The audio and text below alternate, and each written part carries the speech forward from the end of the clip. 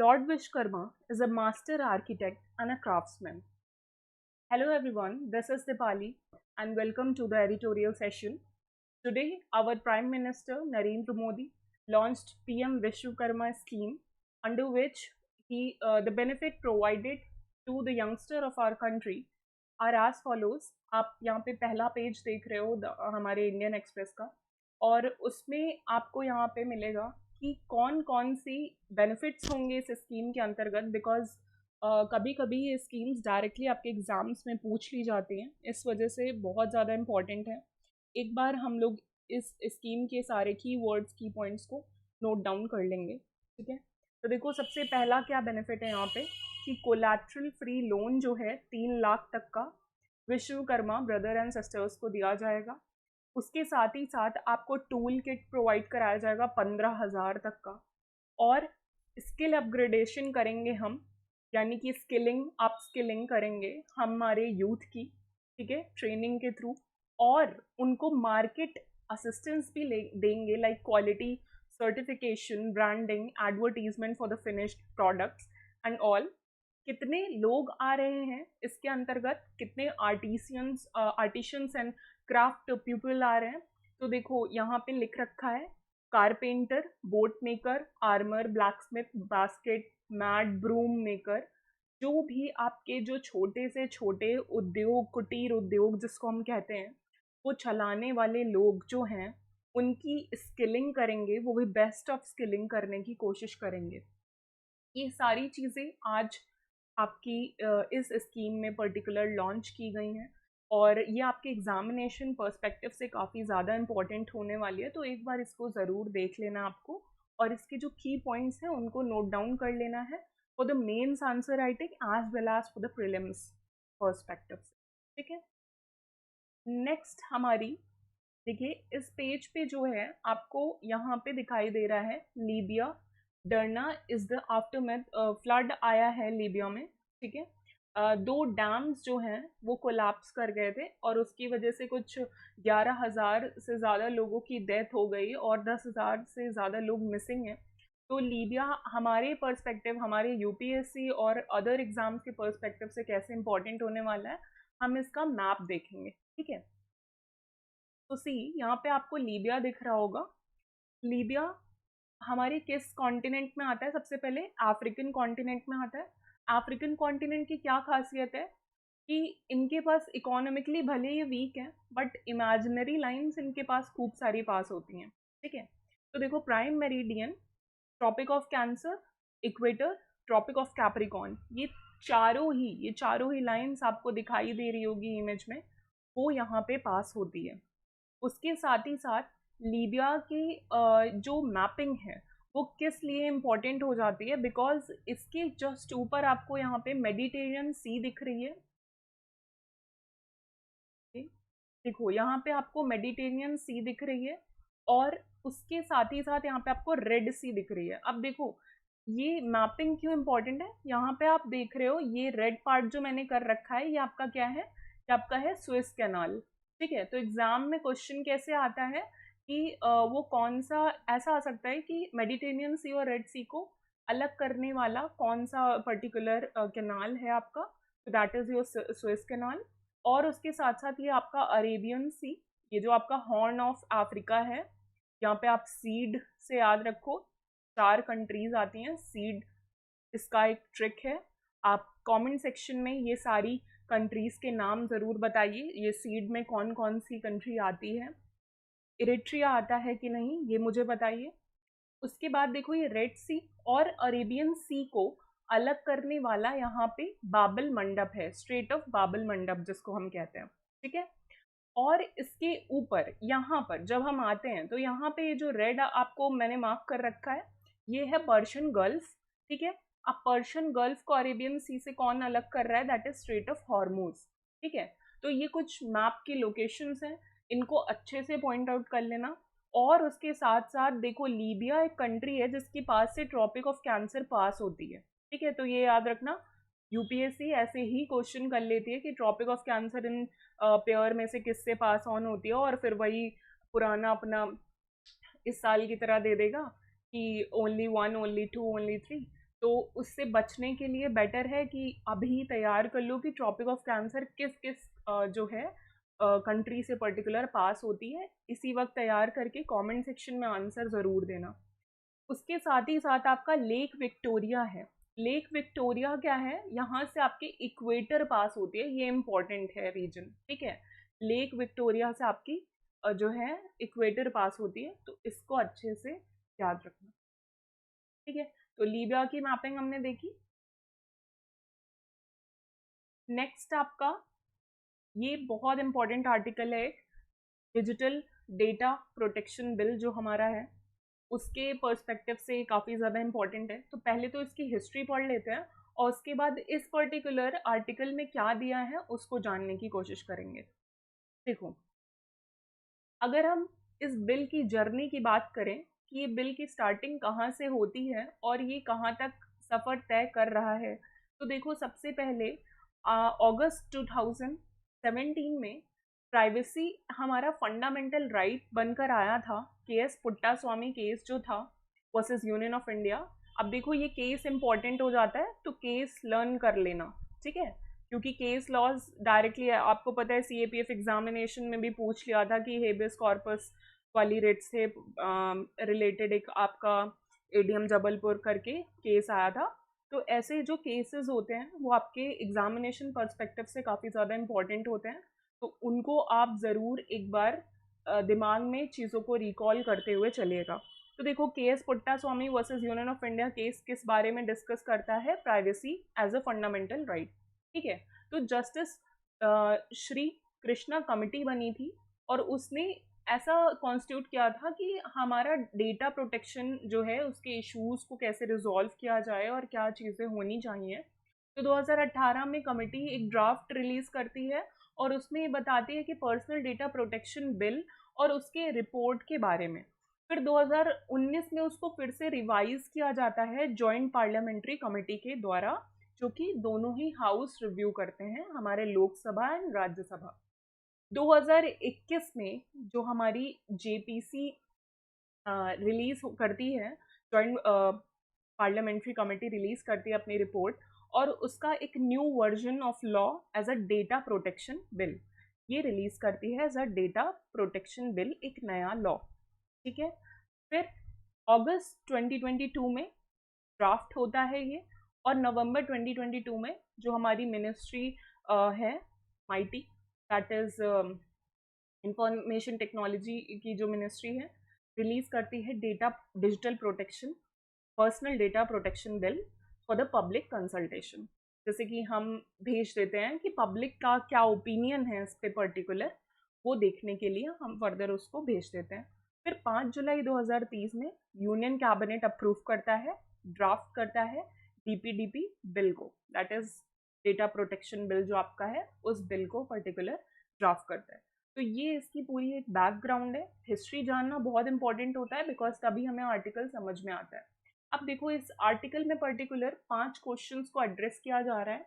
सबसे पहला क्वेश्चन आपका यहाँ पे दिया है कि when can entity process your personal data. अब एक तो आपकी इंटेंटिटी कैसे आपका पर्सनल डेटा प्रोसेस कर सकती है, तो देखो या तो गवर्नमेंट प्रोसेस करेगा या तो प्राइवेट सेक्टर प्रोसेस करेगा, और दोनों ही केस में दो चीज़ें बहुत ज़्यादा इंपॉर्टेंट होने वाली हैं इस पर्टिकुलर डेटा प्रोटेक्शन बिल में, that is the clear consent, ठीक है। ये क्लियर कॉन्सेंट बहुत ज़्यादा इंपॉर्टेंट है। अगर आपका क्लियर कॉन्सेंट नहीं लिया जा रहा है, मतलब समवेयर आपका जो पर्सनल डेटा है वो ढंग से यूज़ नहीं कर रही है private as well as government sector. और सेकेंड पॉइंट क्या है कि उस जो आप जिसका क्लियर कॉन्सेंट लिया गया है, उस चीज़ का क्या लेजिटिमेट यूज़ हो रहा है कि नहीं, ये चीज़ भी बहुत ज़्यादा इम्पोर्टेंट होने वाली है। इन सारी चीज़ों को देखो, एक तो क्लियर कॉन्सेंट ले लेंगे और उसके बाद ये बता देंगे कि ठीक है, आपका जो डेटा है, पर्सनल डेटा है, उसको हम यहाँ यहाँ यूज़ कर रहे हैं, लेजिटिमेट यूज़ कर रहे हैं। उसके बाद वो जो गवर्नमेंट और प्राइवेट अथॉरिटी होगी वो एक नोटिस जारी करेगी, और वो नोटिस 22 लैंग्वेज में लिखी रहेगी अंडर शेड्यूल 8, ठीक है। तो जो हमारे शेड्यूल 8 में 22 लैंग्वेजेस हैं, उसमें ये नोटिस लिखी रहेगी। प्रीलिम्स पर्सपेक्टिव से यहाँ से क्या तैयार करोगे आज कि शेड्यूल्स जितने हैं 12 के 12 सबके क्या क्या पर्टिकुलर एरिया हैं उनको आज ही रिवाइज करके ख़त्म करना है, उसको डीले नहीं करना, ठीक है। और हो सके तो कमेंट सेक्शन में बताते चलना सारे शेड्यूल्स, ठीक है। अब देखो उसके बाद इनका सेकंड क्वेश्चन था कि what happens to your personal data that was collected before this law came into existence. अब देखो कुछ तो डेटा आप इस लॉ के आने से पहले ही कलेक्ट किया जा चुका है, तो उसके साथ अब क्या हो। तो इनने सिंपल लैंग्वेज में बोल रखा है कि ऐसा करो कि जो डेटा जिन लोगों ने कलेक्ट कर रखा हुआ है उनको अब एड्रेस करना होगा और उनको बताना होगा कि उन्होंने ये डेटा पर्टिकुलर रखा हुआ है, और अगर कोई ग्रीवांस आता है तो उसको रिड्रेस भी करना पड़ेगा, अगर कोई शिकायत आती है तो उसको भी दूर करना होगा, ठीक है। तो ये पर्टिकुलर चीज बोली। थर्ड क्वेश्चन क्या है, how will your interaction with your apps change as the consequence of this law. अब देखो इस लॉ से आपके जो ऐप है, जो जिस ऐप पे आप अपना पर्सनल डेटा सेव कर देते हो, जैसे कि आप कभी यूपीआई करते हो या फिर कभी आप पेटीएम करते हो, तो उस पर आपका जो पर्सनल डेटा होता है वो सेव हो जाता है। तो उसको कैसे हमें यूज करना है। You may no longer be able to use this app if you do not consent for it to process your personal data। देखो अगर आप नहीं चाहते कि आपका पर्सनल डेटा प्रोसेस हो तो आप उस ऐप को यूज नहीं करोगे, ठीक है, ये बोला जा रहा है। उसके साथ ही साथ user have the right to access their personal information in possession of an entity and request its erasure. जब भी चाहो आप अपना वो जो पर्सनल डेटा है उसको इरेज कर सकते हो अपनी मन मर्जी से, ठीक है। आपकी मर्जी, आपका डेटा है, आपको जब तक रखना है तब तक आप रखोगे on that app. If the personal data relating to you is incorrect you can also request a correction of that data. अगर गलत है डेटा कोई पर्टिकुलर तो आप उसको करेक्शन के लिए भी बोल सकते हो, ऐसा भी बोला गया है। You can also nominate a person who may take decision regarding your personal data in case of death or incapacity। अब जैसे कि आप जानते हो जब हम लोग जॉइंट अकाउंट वगैरह खुलवाते हैं बैंक में, तो वहाँ पे हम नॉमिनी लगाते हैं कि हाँ अगर डेथ हो जाती है तो ये पर्टिकुलर अमाउंट किसके हवाले कर दिया जाएगा। तो उसी तरीके से हम यहाँ पे कोई डेथ का केस वगैरह हो जाए तो उसके लिए एक नॉमिनी भी लगा सकते हैं पर्सनल डेटा में, ठीक है। तो कुछ ये बात कही गई है। उसके बाद आपका फोर्थ क्वेश्चन ये क्या बोल रहे हैं, will your right B restricted in any way. तो क्या आपका राइट कहीं पे भी रेस्ट्रिक्ट किया जा रहा है। तो देखो सबसे पहली बात तो अगर गवर्नमेंट की बात करें तो प्रोसेसिंग द पर्सनल डेटा क्यों होता है। सबसे पहले ये समझना चाहिए कि हमारा पर्सनल डेटा गवर्नमेंट लेती क्यों है। लेती इसलिए है क्योंकि उसको सब्सिडीज देनी होती है, सर्टिफिकेट्स देने होते हैं, मेडिकल इमरजेंसी के लिए जो भी चीज़ें होती हैं, नेशनल सिक्योरिटी देखने के लिए दी जाती हैं ड्यूरिंग द नेचुरल डिजास्टर।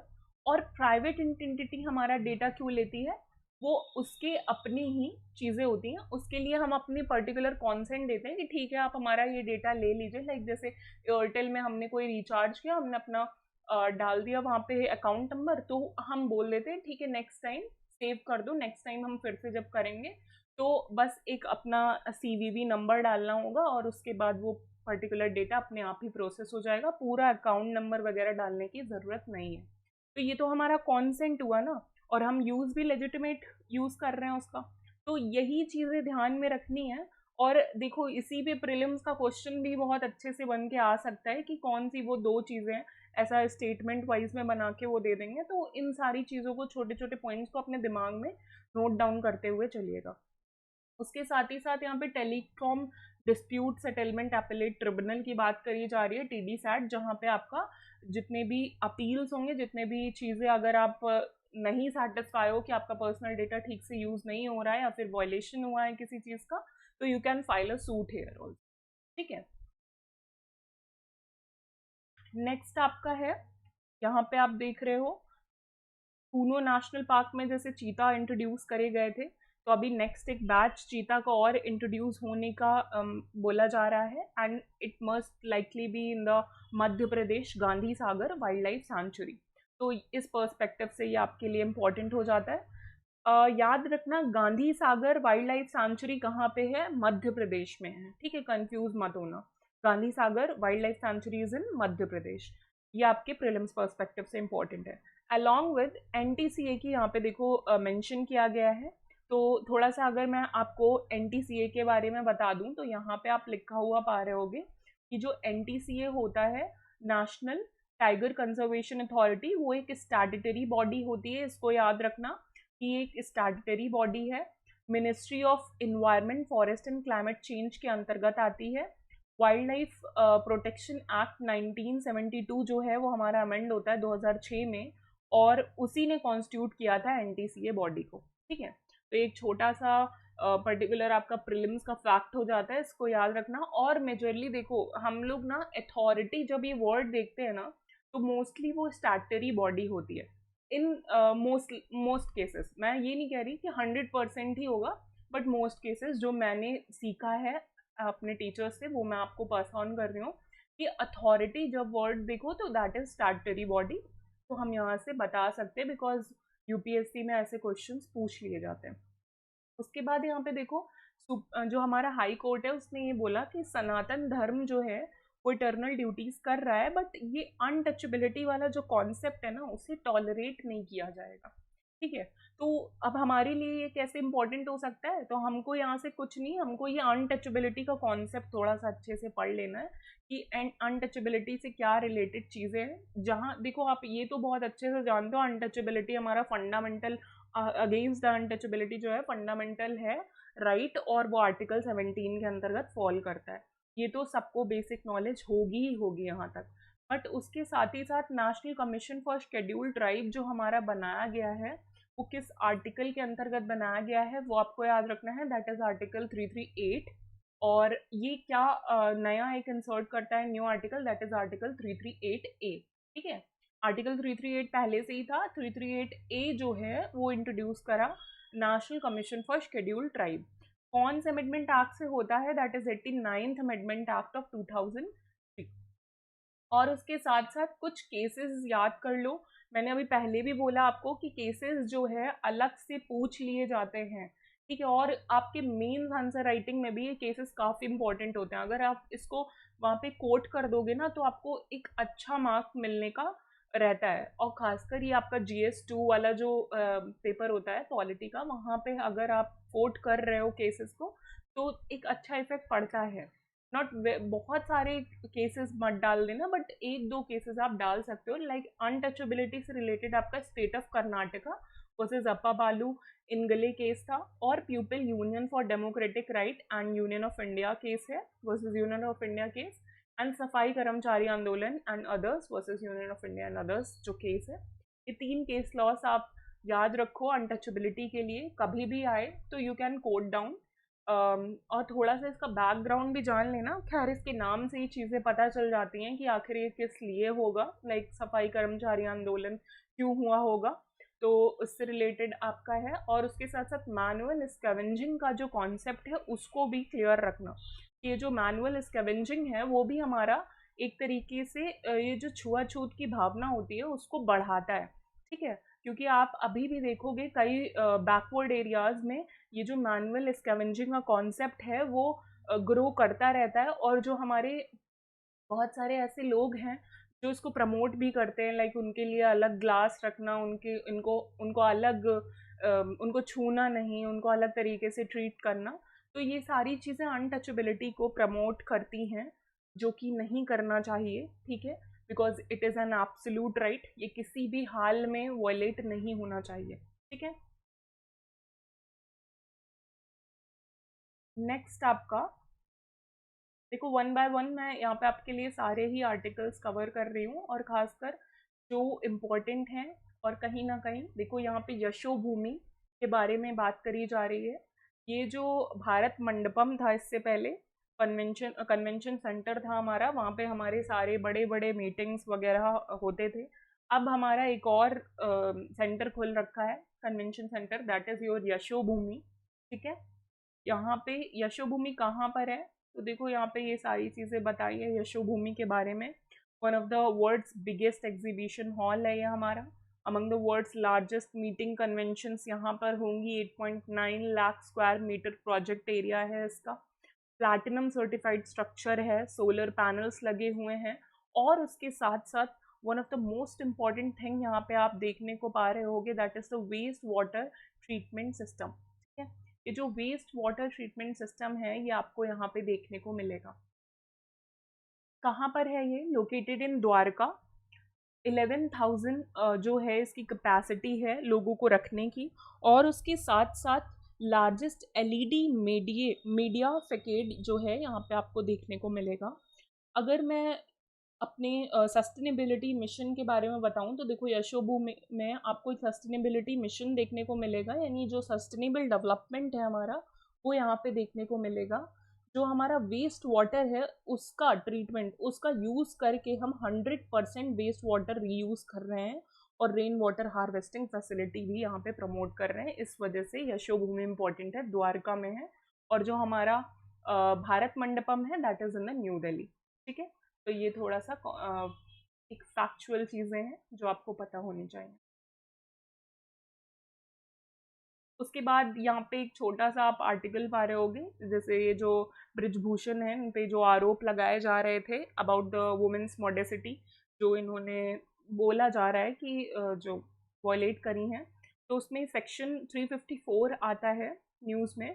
तो ये आप अपने मेंस आंसर राइटिंग में कोट डाउन कर सकते हो, सेक्शन 354 किस वजह से इम्पॉर्टेंट है। ये सेक्शन 354 कहता है कि असॉल्ट या फिर क्रिमिनल फोर्स करना with the intent of outraging the modesty of the women. अगर आप किसी वुमेन की मोडासिटी को आउटरेज करना चाहते हो, जो कि हमारी एक फंडामेंटल ड्यूटी है कि हमें मोडासिटी को जो भी रिनाउंस जो भी डेरोगेटरी प्रैक्टिसेस है उन्हें रिनाउंस करना है वुमेन्स के अगेंस्ट, उसमें ये जो मोडासिटी को आउटरीच करने वाला कॉन्सेप्ट है दैट इज सेक्शन 354। ये आप मेंस में लिख सकते हो इस पर्टिकुलर सेक्शन को, और इसके साथ साथ ये आपके जुडिशियल सर्विसेज के लिए भी बहुत ज़्यादा इंपॉर्टेंट हो जाती है। तो इसको एक सरसरी निगाह से ज़रूर देख लेना। के बाद ये आपका लद्दाख फेस्टिवल चल रहा है, 21 से 24 सितंबर तक चलेगा। ठीक है, तो नॉट वेरी इंपॉर्टेंट, बस थोड़ा सा देख सकते हो। After that this mixing oil with water. देखो यहाँ पे ये कॉन्सेप्ट जो है ना ये पूरा पॉलिटिकल है। ये शाह जो है हमारे जो ऑनरेबल होम मिनिस्टर हैं, उन्होंने बोल रखा है कि नीतीश लालू का जो टाई अप है that is just a mixing oil with water, जो कि आपको पता है कि वो कभी मिक्स नहीं होता ऑयल विद वाटर, है ना। तो यही चीज़, मुझे तो अभी आपको पॉलिटिक्स नहीं बतानी है, और ना ही हम लोगों को वहाँ पे पढ़ने की ज़रूरत है पॉलिटी का, बट यहाँ से हम एक साइंस का क्वेश्चन निकाल सकते हैं जो कि आपके सीडीएस और सीएपीएफ जैसे एग्जामिनेशन में इंपॉर्टेंट होने वाला है, कि जो ऑयल विद वाटर मिक्स होता है वो कौन से प्रोसेस से अलग किया जा सकता है। ठीक है, तो यहाँ पे देखो आप लिखा पा रहे हो कि decantation is employed to separate immiscible liquid. दो इमिसिबल लिक्विड, इमिसिबल मतलब ऐसे लिक्विड्स जो मिक्स नहीं होते हैं, जिनकी डेंसिटीज अलग अलग होती हैं। जैसे आपको पता है कि ऑयल की डेंसिटी बहुत ज़्यादा होती है वाटर के कंपैरिजन में। ठीक है, तो ये जो प्रोसेस होता है डिकेंटेशन, उस प्रोसेस के थ्रू हम अपने ऑयल को वाटर से सेपरेट कर सकते हैं। तो that is for the immiscible liquid. हमारे लिए ये इंपॉर्टेंट था, तो मैंने सोचा यहाँ से आपको एक साइंस का ये फैक्चुअल क्वेश्चन बताती चलूँ। उसके बाद देखो ये निपा वायरस जो केरला के बीचेस पे है वो काफ़ी ज़्यादा बहुत ज़्यादा बढ़ रहा था और उसका ब्रेक हो रहा था। कोविड के टाइम पे भी सुनने को मिला था कोचिकोडे बीच पे, और अभी भी सुनने को मिल रहा है। तो हम निपा वायरस के बारे में पढ़ लेते हैं। निपा वायरस एक जूनोटिक वायरस होता है जो कि एनिमल से ह्यूमन में जाता है। ठीक है, तो इसको याद रखना, it spread from animal to humans. और उसके साथ साथ ये कैसे कॉज होता है, ये एक आरएनए वायरस होता है। आरएनए मतलब राइबो न्यूक्लिक एसिड। डीएनए का फुल फॉर्म आपको कमेंट सेक्शन में बताना है। RNA is for ribo nucleic acid, जो वायरस होता है और जो कि फैमिली है पैरामॉक्सी विरिडे की, वहाँ से आता है। जीनस इसका है हैनिपा वायरस। ठीक है, तो और हैंड्रा वायरस जो है इससे रिलेटेड होता है। इन्फेक्शन इमर्ज करता है जूनोटिक्स में, पहली बार ये ब्रोक आउट होता है मलेशिया सिंगापुर में 1998 1999 में। और मोस्टली ये हमारे जो हॉर्सेस थे उनसे इन्फेक्ट हुआ था ह्यूमंस को। और अभी इम्पॉर्टेंट ये जानना है कि इसके लिए वैक्सीन नहीं बनी है, ठीक है, ना ही ह्यूमंस के लिए और ना ही एनिमल्स के लिए। इस वजह से ये वायरस थोड़ा सा खतरनाक है हमारे लिए, क्योंकि कोविड की तो वैक्सीन भी आ गई बट निपा वायरस की तो वैक्सीन भी नहीं आई है, ठीक है। तो ये याद रखना, जूनोटिक वायरस है, human from animal to human फैलता है। उसके बाद यहाँ पे आप देख रहे हो ऑथर जो गीता मेहता हैं, उनकी डेथ हो गई है 80 इयर्स में। तो कुछ बुक्स इनके द्वारा लिखी गई हैं, तो इन बुक्स को आप याद रख सकते हो, आपके एग्जामिनेशन पर्सपेक्टिव से इम्पोर्टेंट हो जाएंगी।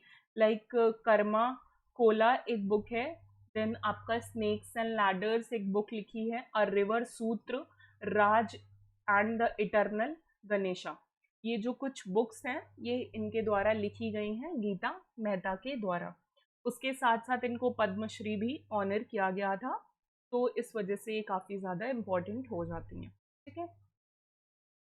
नेक्स्ट आप यहाँ पे देख रहे हो बरेली के एसडीएम ने एक मैन को स्क्वाट करने के लिए बोला इन हिज ऑफिस, ठीक है। अब देखो, एक 42 ईयर का मैन है और वो अपना ग्रीवांस, अपना शिकायत लेकर आया है आपके पास, और आप उसकी शिकायत सुनने के बजाय उसको बोल रहे हो कि आप मुर्गा बनो, ठीक है। ऐसा कुछ कॉन्सेप्ट यहाँ पे बताया जा रहा है। तो ये आप देख सकते हो कि कितना गलत है। और एक तरीके से देखा जाए तो जो सिविल सर्वेंट को जो उसके फीचर्स होने चाहिए उनको भी ये वॉयलेट कर रहा है, उनके लिए भी अच्छा नहीं है, उनके जो इमेज है वो भी खराब हो रही है इवन, और तो हो ही रही है, और ज़्यादा ये लोग ऐसा काम करके कर देते हैं। तो देखो यहाँ पे कुछ मैंने आपके लिए कीवर्ड्स नोट डाउन कर रखे हैं, उनको आप लगा सकते हो। इसके साथ साथ ये एक आप एथिक्स के क्वेश्चन में तो डाल ही सकते हो इस पर्टिकुलर इंसिडेंट को। उसके साथ ही साथ आप इसको एक एसे में, जो भी एथिकल एसे आता है उसमें एज ए एनेक्डोट स्टार्ट कर सकते हो। देखो यहाँ पे बोल रहा है every member of the service shall maintain high ethical standard, है ना। हमें पता है कि जो सिविल सर्विस होती है उसमें एथिकल स्टैंडर्ड्स बहुत मैटर करते हैं। इंटीग्रिटी, ऑनेस्टी होनी चाहिए, पॉलिटिकल न्यूट्रलिटी होनी चाहिए, अकाउंटेबिलिटी, ट्रांसपेरेंसी होनी चाहिए। उसके साथ साथ responsiveness to the public, particular to the weaker section, ठीक है।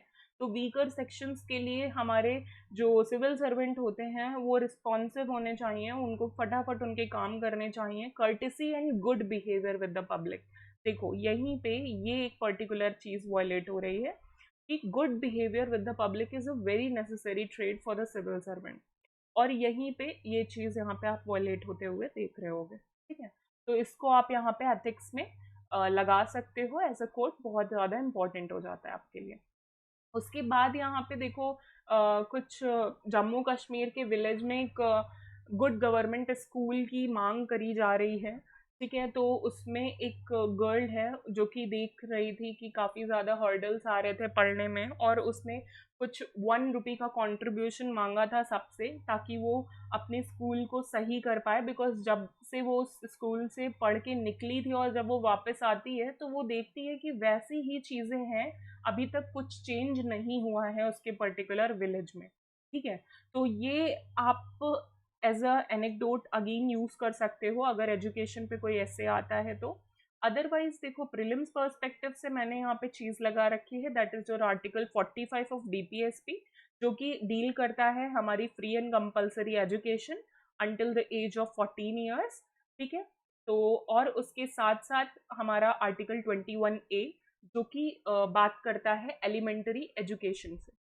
उसके साथ ही साथ यहाँ पे एक 86 कॉन्स्टिट्यूशनल अमेंडमेंट एक्ट आप 2002 का देखोगे, जो कि फंडामेंटल राइट, फंडामेंटल ड्यूटी और डीपीएसपी तीनों में ही एक एजुकेशन से रिलेटेड आर्टिकल को ऐड ऑन करता है। इस वजह से काफ़ी ज़्यादा इंपॉर्टेंट अमेंडमेंट एक्ट है, इसको कभी मत भूलना।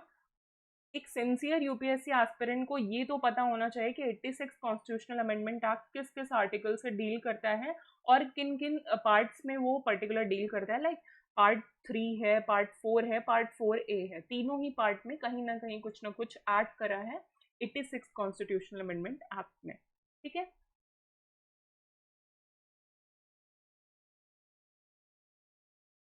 After that, yes, this is your last thing which I want to discuss with you. That is from the farm to the track and field.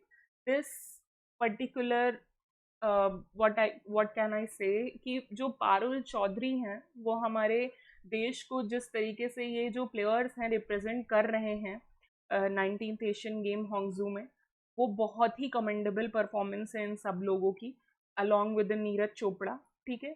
और ये पारुल चौधरी ने क्या किया है, पारुल चौधरी जी ने, कि उन्होंने सिर्फ फाइनल क्वालिफाई नहीं किया वर्ल्ड चैंपियनशिप का in the 300 meter steepless chase, but also broke the national record, ठीक है। नेशनल रिकॉर्ड को भी ब्रोक किया है, और जो कि हमारे इंडिया के लिए बहुत ही ज़्यादा गर्व की बात है। पारुल चौधरी हमारे मेरठ से बिलोंग करती हैं इन द वेस्टर्न यूपी, तो ये याद रखना, इनका नाम आप सुन सकते हो, और उसके साथ साथ इनका नाम आप स्पोर्ट्स के जैसे क्वेश्चन 2020 में आ गए थे, तो सडन कुछ भी कर सकता है यूपीएससी, तो हो सकता है पारुल चौधरी जी का भी नाम आ जाए, या फिर नीरज चोपड़ा से रिलेटेड कोई क्वेश्चन आ जाए, तो उसको टैकल कर लेना। 19th एशियन गेम कहाँ हो रहे हैं, दैट इज योर होंगजू का चाइना, होंगजू चाइना, तो वो आप याद रखना, वो भी आपके लिए इम्पोर्टेंट है, ठीक है। तो ये यहाँ तक ये सारी चीज़ें आपके लिए इम्पोर्टेंट थी जो मैंने यहाँ पे लगाई हैं। उसके साथ साथ यहाँ पे एक बोनस आर्टिकल मैंने आपके लिए रखा है, इसको भी हम फटाफट पढ़ लेते हैं। पहले हम ये देखते हैं कि ये मैंने क्यों लगाया है। तो देखो, मोरक्को अर्थक्वेक आया था, कॉन्टेक्स्ट उसका यही है। शैलो अर्थक्वेक क्या होते हैं इसके बारे में हम पढ़ेंगे। उससे पहले इस इमेज को आप देखो, यहाँ पे आपको दिख रहा है subduction, zone boundary, continental collision boundary, divergent boundary and transform fault boundary. तो देखो, शैलो अर्थक्वेक और डीप अर्थक्वेक, ये दो तरीके के अर्थक्वेक्स होते हैं आपके। शैलो अर्थक्वेक और डीप अर्थक्वेक आप नाम से भी जान सकते हो, जिसमें काफ़ी नीचे तक जो चीज़ें जाती हैं, that is your deep earthquake, and shallow earthquake is just opposite to that, जो ऊपर ऊपर तक रह जाता है। तो यहाँ पे देख रहे हो, जो आप पॉइंट्स ऐसे देख रहे हो ब्लू कलर के, that is your deep earthquake and this is your shallow earthquake, ठीक है, ये है। अब ओशन सबडक्शन जोन बाउंड्री क्या होती है, कि हमारी जो ओशनिक क्रस्ट होती है that subduct under the continental crust, continental crust के अंदर वो धस जाती है, तो वो हमारा हो जाता है। और यहाँ पे जो डीप अर्थक्वेक बन रहा है, ये हमारा बेनी ऑफ जोन बना देता है, तो इसको याद रखना, बेनी ऑफ जोन बना देता है। देन यहाँ पे आपके ओशनिक ट्रेंचेस बन जाते हैं, बिकॉज देखो जब चीज़ें गहरी जाती हैं तो ट्रेंच बनता है ना, तो डीपेस्ट ट्रेंच जैसे बन जाता है मरियाना ट्रेंच वगैरह, तो वो बन जाता है, और कॉन्टिनेंटल क्रस्ट तो हटती है और ओशनिक क्रस्ट हटती है। ये आपका पर्टिकुलर एस्थेनोस्फेयर होता है, इसको याद रखना है, यहाँ पे लावा वगैरह ब्रेक डाउन होता है।